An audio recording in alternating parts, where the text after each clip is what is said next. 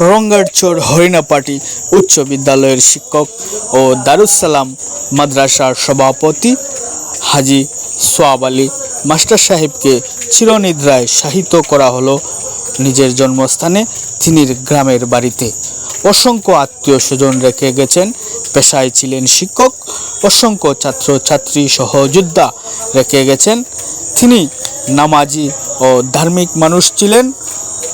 চলাফেরায় তিনি হাসি খুশি থাকতেন এবং সবার সাথে মিলেমিশে চলতেন। সর্বোপরি তিনির জন্য সবার কাছে দোয়া চাই, আল্লাহ পাক রব্বুল আলামিন যেন জান্নাতুল ফেরদাউসের বাসিন্দা করে।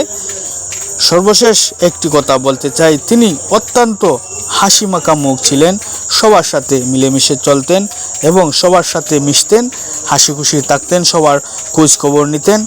তিনি আজ আমাদের মাঝে নেই, সত্যি আজকে খুব খারাপ লাগে। আল্লাহ পাক তিনিকে জান্নাতুলের সুউচ্চ মাকাম যেন দান করেন। সবার কাছে একটি চাওয়া, সবাই দোয়া করবেন, আল্লাহ পাক যেন জান্নাত